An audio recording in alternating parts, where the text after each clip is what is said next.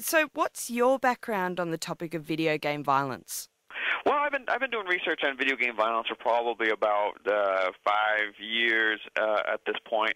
I first got interested back probably around 2001, actually, when I was still a graduate student. And there was a paper that came out by Anderson and Bushman in American Psychologist. It was about 2001, I believe.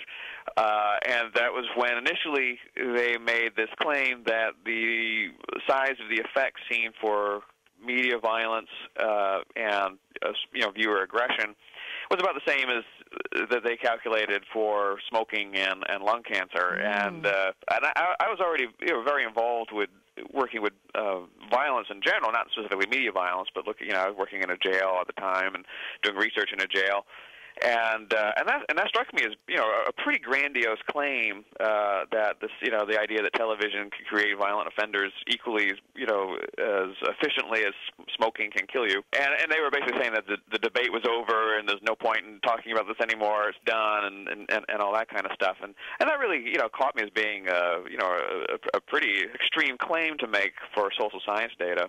So that's what kind of got me interested in looking more into the research, and I started looking through some of the studies that they had done and other authors had done, and began to realize very quickly that that the claims that they were making were not well supported by the data, which in fact was very weak and inconsistent, and very often dependent upon very poor measures of aggression. So this seemed to it really was kind of an urban legend that was beginning to form to some extent, the sort of a link between smoking and lung cancer and media violence. And the more I looked into it, the more concerned or disturbed, I guess you could say, I became about some of the claims that some of the researchers were making, not all, but some of the researchers were making. So I started investigating it myself and doing some research myself on the topic. And again, my concerns have kind of been borne out that the research is actually very weak, and certainly if you control for other variables like family, environment, and things like that, the links disappear. Essentially, when you use better measures of aggression, more clinically validated measures, again, they don't tend to find effects. If anything, I would argue the evidence is pretty clear that there's very little, if any, impact for video games or other media violence on behavior. And so my interest is kind of shifting to some extent. Well, why is this belief persisting, and why are some of these scientists so adamant on pursuing this belief system even when the data isn't really very solid in supporting it? So are you the only researcher that's reached the conclusion that there is little, if any, link? Oh, no, not at all. There are a number of other researchers that have came to the same conclusion. Cheryl Olson is one. Joanne Savage is another. Some of them are psychologists, some of them are criminologists. Grant DeVilly, who is a psychologist actually in Australia. Some people have specifically criticized the Anderson group and tried to point out that what they're claiming is not true.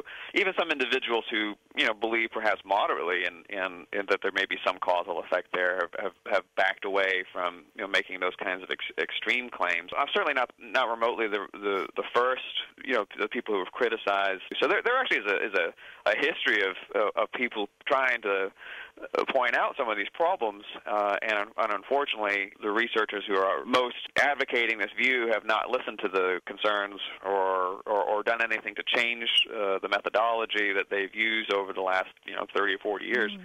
Essentially, so the same problems are being repeated again and again and again and again without any correction. Why are they approaching the research in this way?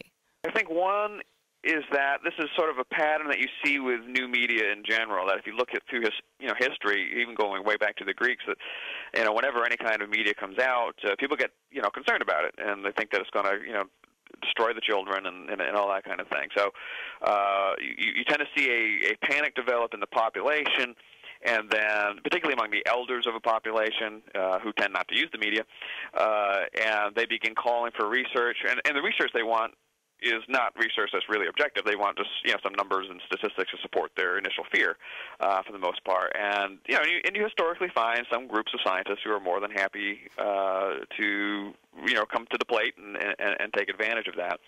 And unfortunately, there are certain kinds of incentives, I guess, in science in general that for instance, it's hard to get grant money arguing that something isn't a problem. If I were to, go to the government of the U.S. or Australia or anyplace else and say, hey, I don't think video games are a big deal at all. Could I have $5 million to study that? Yeah. You know what I mean? It's hard to, get that kind of grant funding. So there's an incentive for people who are in science to say, hey, this thing is going to destroy the Earth. Now can I have $5 million to study it? And so that's kind of where the biases are.